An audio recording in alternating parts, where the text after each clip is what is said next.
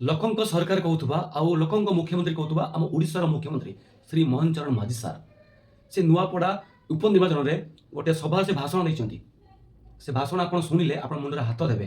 ଆପଣ ଭାବିବେ କି ଆମ ମୁଖ୍ୟମନ୍ତ୍ରୀ ନା ଆମ ମୂଲି। ସେ ଯାହା ବି ହଉ ସେ ଆପଣଙ୍କର ପାଣ୍ଡୁ ହୁଅନ୍ତୁ ବା ଗାଣ୍ଡୁ ହୁଅନ୍ତୁ ସେ ଯିଏ ବି ହୁଅନ୍ତୁ ଏ ବିଶେଷଙ୍କୁ ଆଣ୍ଡୁ ଗାଣ୍ଡୁ କହିବାଟା କେତେ ଦୂର। ଆପଣ ହେଉଛନ୍ତି ଓଡ଼ିଶାର ମୁଖିଆ। ଯଦି ମୁଖିଆ ହେଇକି ଆପଣଙ୍କ ମୁହଁରେ ଏଭଳିଆ ଅଭଦ୍ରାମୀ କଥାବାର୍ତ୍ତା କରିବେ ଲୋକଙ୍କ ସାମ୍ନାରେ, ତ ଲୋକମାନେ ଆପଣଙ୍କୁ ନିହାତି ରୋଷ୍ଟ ଆଉ ଟଲ୍ କରିବେ। ଆପଣଙ୍କ ସରକାରରେ ଆପଣ କ'ଣ କରିଛନ୍ତି? ନା ଆମ ପାଇଁ କିଛି କରିଲେ, ନା ଓଡ଼ିଶା ପାଇଁ କିଛି କଲେ? ଯଦି କରିଲେ କେବଳ ଆପଣଙ୍କର ଆଦାନୀ ଆଣ୍ଡା ପାଇଁ କଲେ। ତ ଆପଣ ଯେଉଁ କଥା ଗୁଡ଼ିକ କହୁଛନ୍ତି ସେ କଥା ଗୁଡ଼ିକ ଭାବିଚିନ୍ତି କୁହନ୍ତୁ, କାହିଁକିନା ଆପଣ କେଉଁ ସ୍କୁଲରେ ଟିଚର ନାହାନ୍ତି କି କାହା ଘରେ ମୂଲିଆ ନାହାନ୍ତି। ଆପଣ ହେଉଛନ୍ତି ଓଡ଼ିଶାର ମୁଖ୍ୟମନ୍ତ୍ରୀ। ତ ମୁଖ୍ୟମନ୍ତ୍ରୀ ହିସାବରେ ଆପଣ ଟିକେ କଥାବାର୍ତ୍ତା କରନ୍ତୁ। ଦେଖିବେ ଆପଣ ନିଜେ କହୁଛନ୍ତି କି ମୁଁ ଲୋକଙ୍କ ମନ୍ତ୍ରୀ, ଲୋକଙ୍କ ମୁଖ୍ୟମନ୍ତ୍ରୀ। ତ ଆପଣ କହିବେନି ଦିନେ ଟାଇମ୍ ଆସିବ ସେ ଜନସାଧାରଣ ହିଁ କହିବେ ଇଏ ହେଉଛନ୍ତି ପିପୁଲ ଅଫ୍ ସିଏମ୍।